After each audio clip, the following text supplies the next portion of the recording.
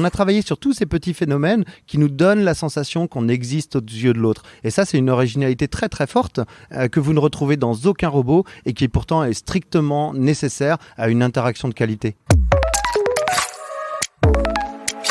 Il se déplace sur une grosse boule, un peu comme BB-8 dans Star Wars. Il peut porter certains objets grâce à des pinces au bout des bras. Il n'est pas très grand, à peine 1m20. Il s'appelle Miroki. Miroki a été développé par une société qui s'appelle Enchanted Tools, créée à Paris, par des anciens de la société Aldébaran, maison mère du petit robot Pepper. Alors, à quoi peut servir un robot comme ça ? Dans combien de temps sera-t-il réellement opérationnel ? Et pourquoi est-ce que c'est important de faire des robots sympathiques ? Pour répondre à ces questions, j'ai rencontré l'un des papas de Miroki. Bonjour Jérôme Monceau. Bonjour. Alors vous êtes le fondateur de la société Enchanted Tools et on va donc parler de ce robot étonnant qui est devant nous. Un robot il fait quelle taille ? Il fait 1m23. Il est très sympathique, il a une bouille rieuse qui est simulée par un écran sur sa tête ronde. Comment est-ce qu'on peut le décrire, ce robot ? Alors c'est un robot sympa déjà, mais on a beaucoup travaillé sur des principes d'apparence de vie. C'est-à-dire comment, vous voyez là on est en interaction tous les deux, je vous regarde dans les yeux, vous souriez, je souris, vous bougez un peu la tête, je vais le faire aussi d'une certaine façon, pas exactement la même que la vôtre. Et on a travaillé sur tous ces petits phénomènes qui nous donnent la sensation qu'on existe aux yeux de l'autre. Et ça c'est une originalité très très forte que vous ne retrouvez dans aucun robot et qui pourtant est strictement nécessaire à une interaction de qualité.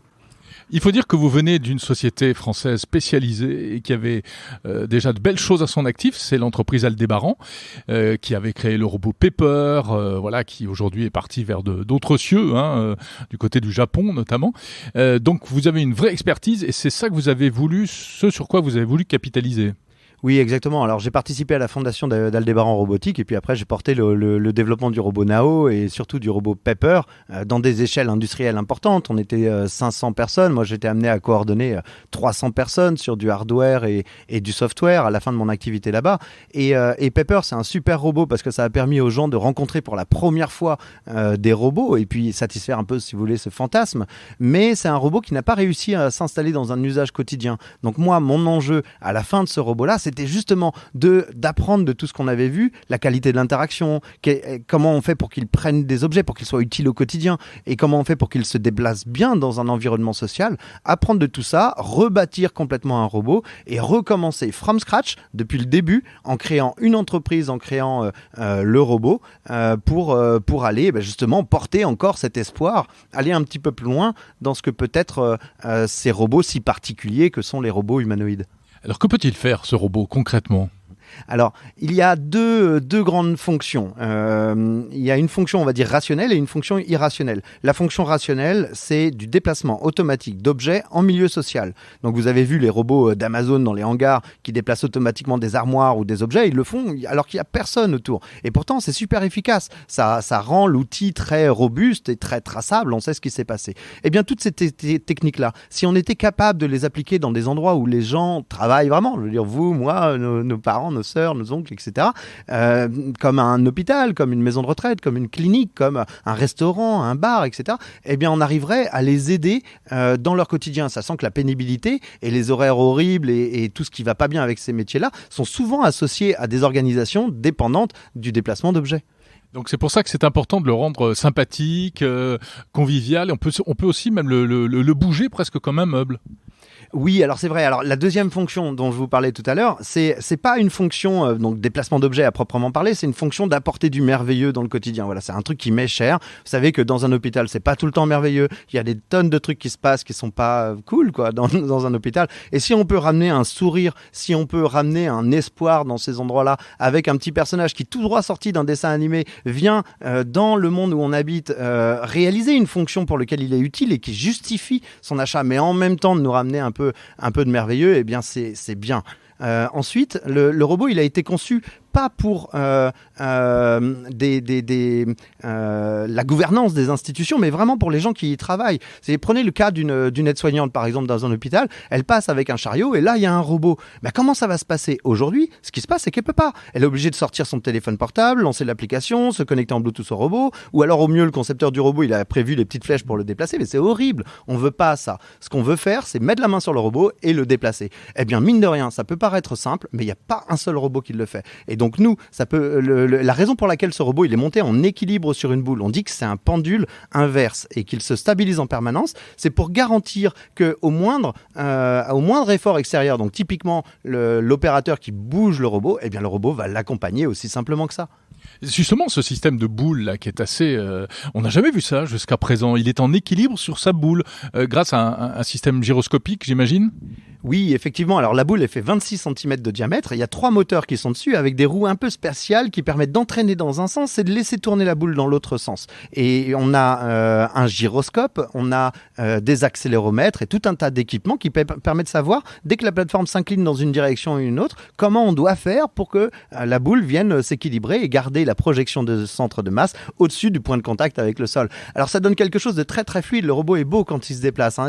Il s'incline légèrement, quand il bouge les mains en avant, bien son corps recule légèrement en arrière. Ça se fait très naturellement et c'est très stable. C'est très stable et très pratique. Alors bien sûr, si vous le poussez un peu, il va se déplacer. Si vous le poussez beaucoup, il risque de tomber. Et dans ce cas-là, il y a plusieurs mécanismes de protection. Le premier, c'est qu'il est capable de déployer un système de stabilisation passif. Donc à la base, on a des sortes de petits bras comme ça qui viennent se poser sur le sol et qui viennent ancrer le robot dans le sol. Mais si vous le poussez encore plus fort, eh ben, évidemment, il va tomber. Il faudra pousser fort quand même, hein. Mais il va tomber. Et donc dans ce cas-là, toutes les coques qui sont son revêtement sont pas faites en plastique comme vous voyez encore une fois sur la plupart des robots. Elles sont faites en matière souple qui permettent d'encaisser, de dissiper l'énergie d'impact. Donc, c'est-à-dire quand le robot va toucher le sol, eh bien, l'énergie de l'impact va se diffuser dans les coques qui sont là. On envisage même de mettre des airbags à 2-3 moments, des airbags qui se rechargent tout seuls à 2-3 endroits pour protéger à la fois l'environnement et en même temps le robot lui-même, évidemment. Alors c'est formidable parce que quand on voit un petit robot comme ça, on a plein de questions à vous poser sur le fonctionnement, sur les fonctions, etc. Alors par exemple, sur ce qu'il peut faire, vous avez dit à l'hôpital, il est plus agréable, plus souriant, etc. Mais ce qui peut se rendre utile également.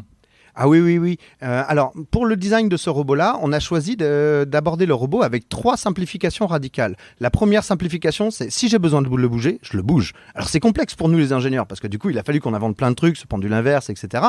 Mais le résultat, c'est que c'est hyper simple. La deuxième simplification, c'est que le robot, il ne prend pas n'importe quel objet. Vous savez, à chaque fois qu'il y a des gens qui font des robots humanoïdes, ils vous vendent l'idée que le robot, il est capable de prendre n'importe quoi. Prendre votre café brûlant sur la table, prendre la bouteille d'eau qui est restée ouverte, prendre, je sais pas, le vase qui est pas vide, etc.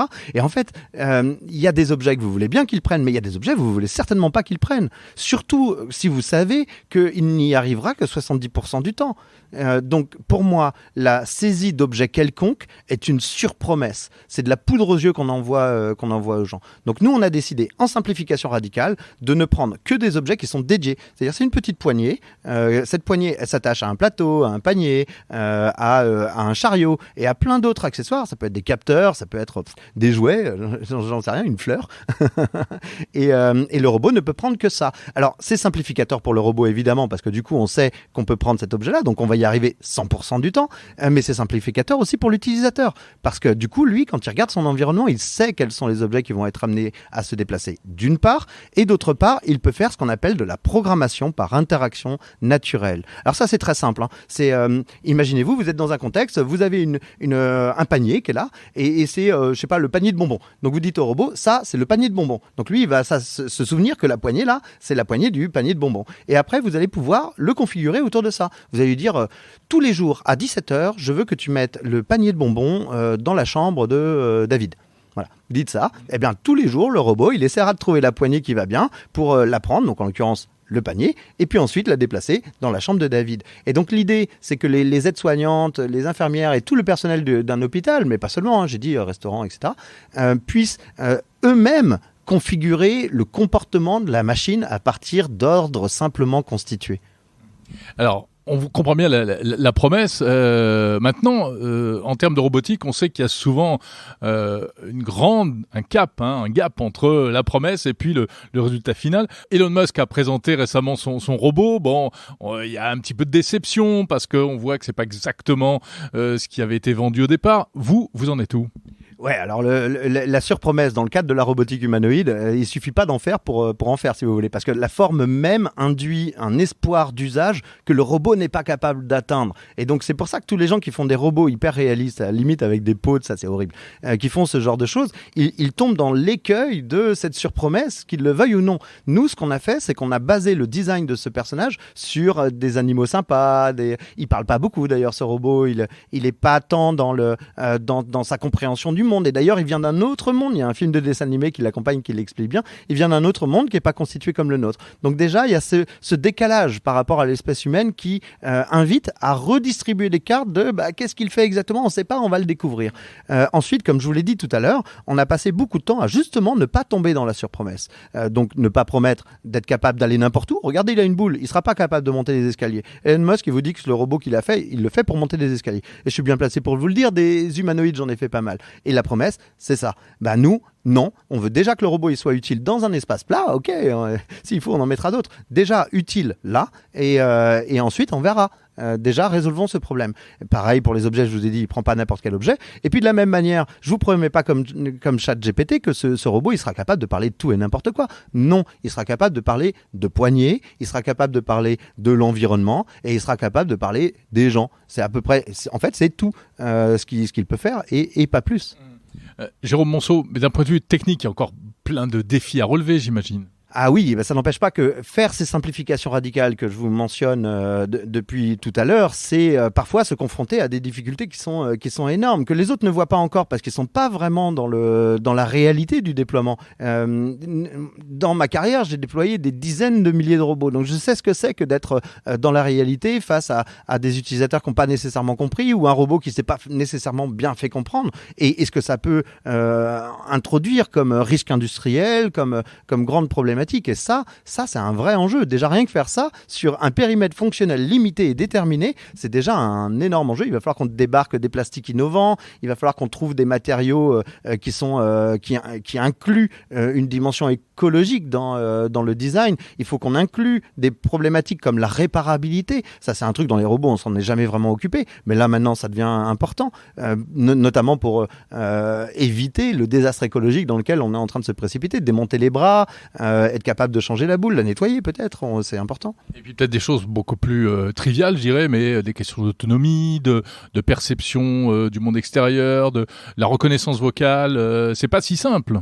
Non, c'est pas si simple. Alors c'est vrai que c'est des technologies qui se sont rendues assez quotidiennes pour nous. La reconnaissance vocale, on l'utilise dans nos téléphones ou dans les smart speakers. Mais quand on a affaire à un robot qui bouge, qui lui-même génère son propre bruit, qui entend les bruits qui viennent d'un peu toutes les directions, vous pouvez être loin ou proche. Enfin voilà, il y a plein de conditions différentes. Ça fait que l'implémentation déjà, elle est très différente des implémentations standards. Et ensuite, de toute façon, ça reste compliqué. Aller mettre des micros proches de coques plastiques qui résonnent, qui vibrent, avec des manipulations, avec des contacts qui se font avec l'extérieur, ça reste compliqué. Ça nous demande de débarquer des algos pour certains qui existent. Et d'ailleurs, en France, là aussi, on a un savoir-faire qui est bon, mais aussi d'en inventer, d'en créer des nouveaux et de se saisir des objets, des outils qui ont bien changé là depuis une dizaine d'années, entre tout ce qui s'est passé avec le Deep Neural Network et tout ce qui se passe avec les GAN, donc les Generative Adversarial Network. C'est vraiment une redistribution des cartes complète. Mais ça n'empêche que là, maintenant, j'ai la conviction que cette forme de robotique si originale que nous faisons, elle a la possibilité de venir parmi nous et d'exister à une grande échelle. Alors à quelle échéance ? Il sera commercialisé quand et à quel prix ? Vous le savez déjà ? Oui, les premiers robots que nous allons vendre, c'est 500 robots en 2025. Il y en a déjà qui seront vendus avant sous la forme de prototypes. On a déjà des commandes. Alors bien sûr, ceux-là seront beaucoup plus chers. Hein. Et puis c'est fait avec des partenaires. Mais les 500 premiers, c'est 2025. Le prix de vente, c'est 30 000 euros. Donc ça ne s'adresse pas au grand public. Même si ça s'adresse à un usage populaire, parce que c'est ça qui moi, m'active au plus profond. Le business model, c'est un business model qu'on appelle B2B, ou certains disent B2C+. B2B. Donc en gros, c'est les institutions qui achètent ce genre de robot, de manière à ce que les gens qui sont dans leur équipe ou qui viennent visiter leur établissement puissent être servis par ce genre de machine. Et ensuite, on va monter. Donc la première année 2025, c'est 500 robots. L'année d'après, c'est 2500. Et puis on va monter comme ça jusqu'à arriver à une dizaine de milliers de robots par an, sachant que moi, j'ai dimensionné l'entreprise pour aller faire 100 000 robots en 10 ans. Merci beaucoup, Jérôme Monceau, fondateur de Enchanted Tools.